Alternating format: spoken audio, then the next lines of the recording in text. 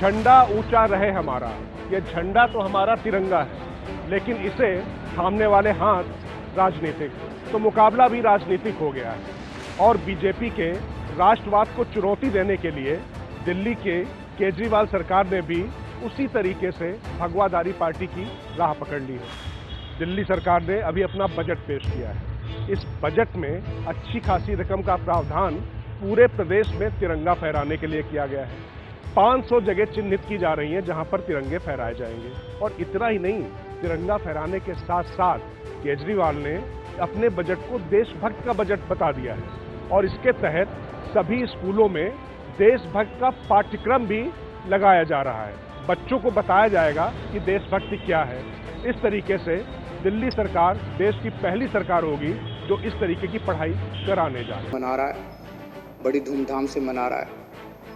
और इस 75वें साल में इस बजट के जरिए पूरी कोशिश की गई है कि अगले एक साल दिल्ली के कण कण के अंदर देशभक्ति की भावना होगी, हर जगह देशभक्ति की भावना होगी। और कई सारे कार्यक्रमों के आयोजन और कई सारे नई नई चीज़ें शुरू की जाएंगी। इस दौरान स्कूलों के अंदर देशभक्ति पाठ्यक्रम शुरू किया जाएगा।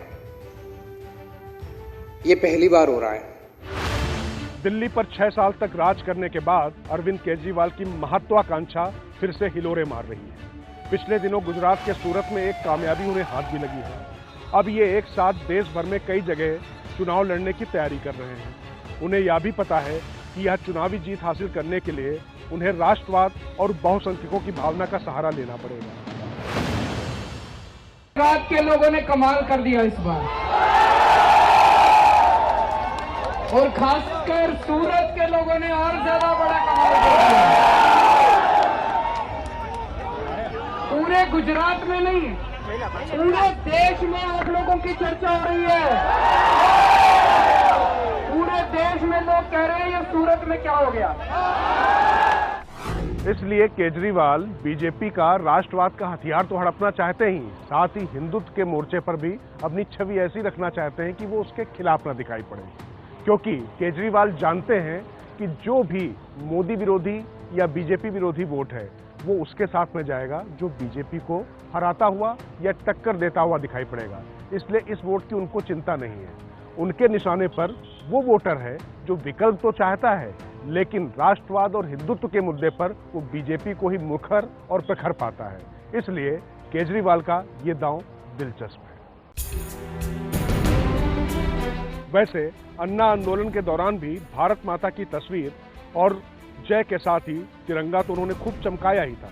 अब बजट के दौरान केजरीवाल ने खास तौर पर कहा कि वे दिल्ली के बुजुर्गों को अयोध्या में बन रहे भव्य राम मंदिर के दर्शन करवाने ले जाएंगे।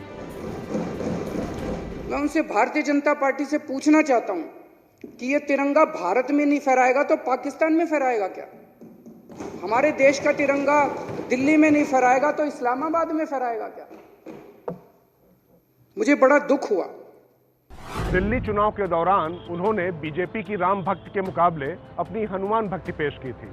और उस समय हनुमान चालीसा का पाठ कर उन्होंने अपने आप को हनुमान भक्त साबित करने की कोशिश की थी। दिल्ली में तो उनका यह दांव कामयाब रहा था। लेकिन अब ये देखना होगा कि जनता राम मंदिर बनवाने वालों को तरजीह देती है या उनके मुफ्त दर्शन कराने वालों को।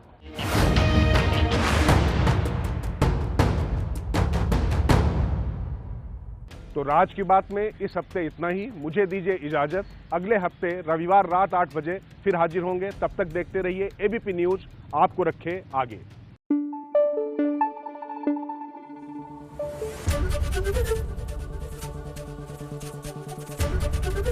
एबीपी न्यूज आपको रखे आगे।